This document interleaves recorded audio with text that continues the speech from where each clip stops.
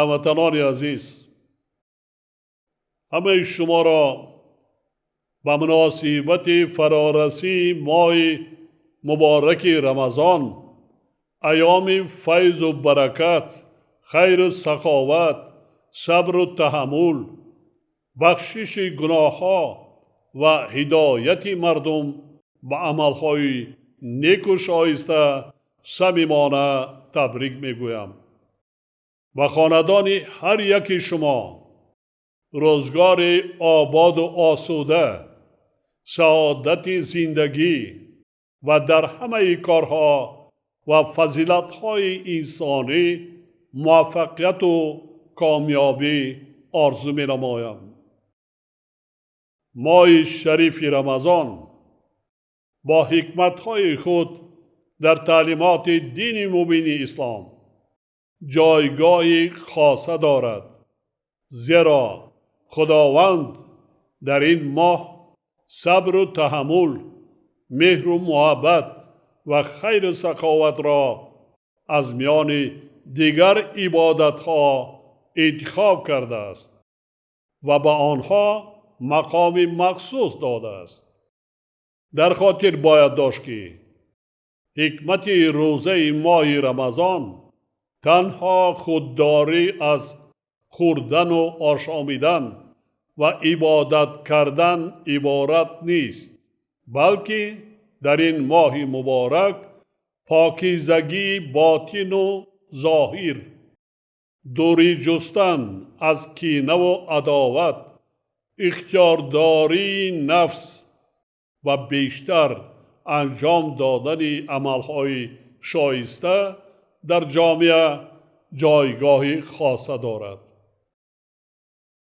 پرهیزگاری، سخاوتمندی به اطرافیان، دست نیازمندان را گرفتن، از روی توان و امکان کمک کردن به نزدیکان خود و انجام دادن دیگر عملهای نیک و ثواب از جمله ارزش‌های می باشند که در این ماه برای مسلمانان ثوابی بیشتر دارند.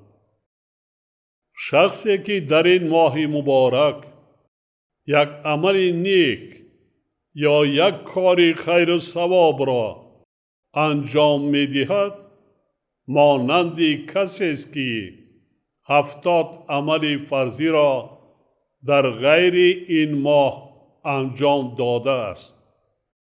مخصوصاً باید تأکید نمود که دین اسلام احترام گذاشتن به مقام و منزلت پدر و مادر را از جمله ارزش‌های بلند دانسته، خدمت به آنها را از همه عبادت‌ها بالا گذاشته است. به این معنی در حدیث آمده است که نیکی کردن به پدر و مادر افضلتر از نماز و روزه و حج و عمره می باشد. یکی از عملهای خیری که ثواب بیشتری انجام دادن آن محض در ماه شریف رمضان تأکید شده است، صدقه به یتیمان و معیوبان، عائله های بی‌سرابان و کمبضاعت و دیگر نیازمندان به شمار می رود. همچنین در خاطر باید داشت که طبق تعلیمات و احکام دین مبین اسلام به گرفتن فطر روزه در نوبت اول یتیمان و معیوبان و نیازمندان و عائله های کمبضاعت حقدار می باشند. در این بابت پیامبر گرامی فرموده است بهترین و با ارزشترین صدقه آن است که در ماه رمضان انجام گیرد. فراموش نباید کرد که شرط قبول عملهای خیر انجام دادن آنها از روی اخلاص بوده. در اجرای آنها باید حد اعتدال رعایت گردد و به اسرافکاری و ظاهر پرستی و خودنمایی و زیاده روی راه داده نشود. خصوصاً رعایت انصاف در خرید و فروش مال و محصولات، خودداری کردن از آراستن دسترخوان سرخرج و استعمال از معیار زیادی خوراک سرغذا در این ماه بسیار مهم است، زیرا عملهای ذکر شده با ماهیت این ماه مبارک عموماً سازگار نیستند. باور دارم که مردم شریف تاجیکستان این حکمت‌های ماه رمضان را درست در نموده، با نیت نیک و قلب پاک و طاعت و عبادت مشغول شده، فضای صلح و ثبات و وحدت و همدیگر فهمی را در کشور عزیزمان باز هم مستحکم می‌گردانند. هموطنان گرامی، ماه مبارک رمضان به دوره آغاز موسم کشتکار بهاری راست می آید.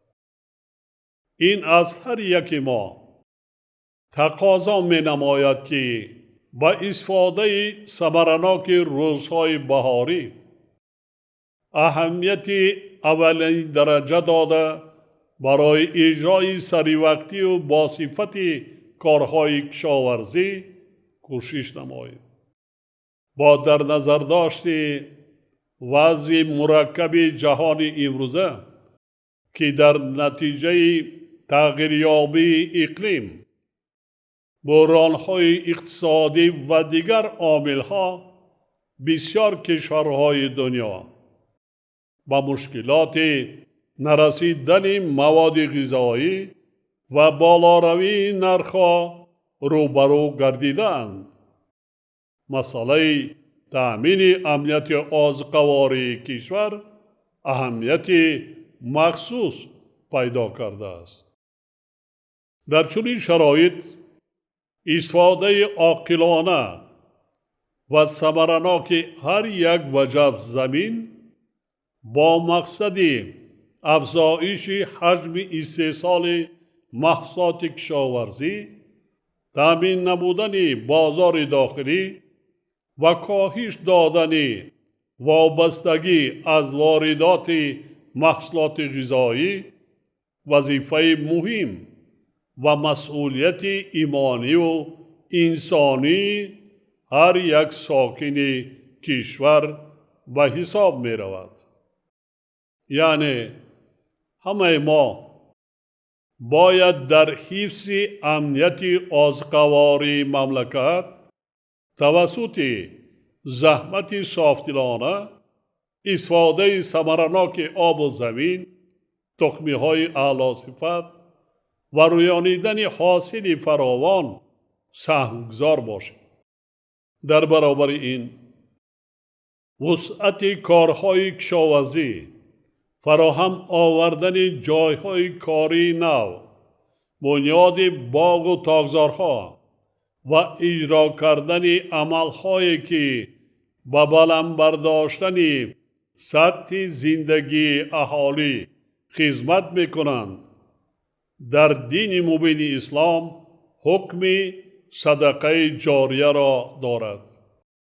علاوه بر این ما باید با در نظر داشته وضعیت حساس جهان معاصر با مسئله صرفه سرشته‌کاری، راه ندادن به زیاده روی و اسراف کاری و ظاهر پرستی اعتبار دائمی دهیم. ما باید در فکر اهل عائله، فرزندان و نزدیکان و پیوندان خود باشد. اینچنین تعلیم و تربیت فرزندان، صاحب علم و دانش و کسب و هنر گردانیدن آنها وظیفه و قرض هر یکی ما می باشد. زیرا آموزش علم چراغ است که در هر دور و زمان انسان را به راه درست و آینده نیک راهنمایی میکند. و اولین آیتی که در قرآن مجید نازل شده است، اقرا، یعنی تاکید به خواندن و از خود کردن علم می باشد. ما باید همیشه در خاطر داشته باشیم که تشویق فرزندان به علم آموزی و از خودکنی کسب و هنر، فرموده احکام دین و بهترین خدمت در تربیت نسل نورس و جوان به حساب می رود. دولت و حکومت مملکت در سمت آموزانیدن علم و دانش و کسب و هنر و نورسان و جوانان اقدامات زیادی را عملی کرده ایستاده است، ولی باید پدر و مادران نیز وظیفه مقدس خود را در تعلیم و تربیت و باسواد و صاحب معرفت گردانیدن فرزندان، یعنی به خاطر آینده با سعادت آنها اجرا نمایند. هموطنان عزیز، حالا کشور ما مرحله تشکل و تکامل دولت ملی را طی کرده ایستاده است. قانونیت بنیاد دولت ملی معاصر تقاضا میکند که هم ارزش‌های اسلامی و هم رسم و آیین‌ها و سنت و عنعنه‌های ملی باید در تقویت ثبات و آرامی و آسایش و سعادت مردم تاجیکستان قرار داشته باشند.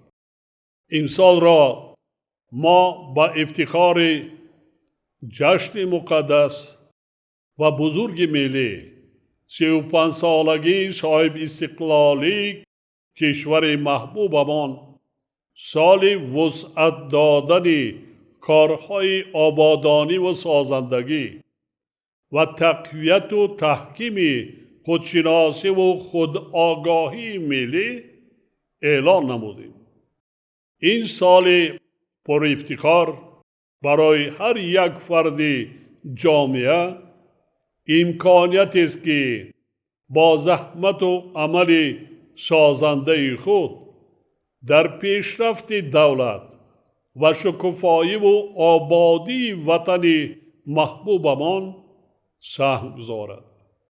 با این وسیله ما نه تنها جشن بزرگ صاحب استقلالی را تجلیل می نماییم، بلکه آینده درخشان کشور را نیز برای نسل‌های آینده بنیاد میکنیم.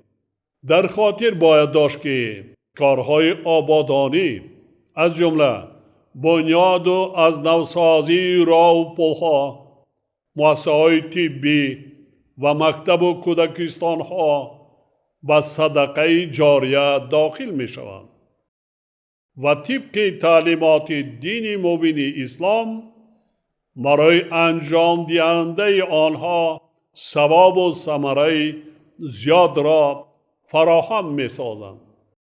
هر یک شهروند کشور می تواند یک کار نیک انجام دهد، یک گوشه دیار را آباد سازد و حس وطن دوستی و افتخار از وطنداری خود را در عمل نشان دهد.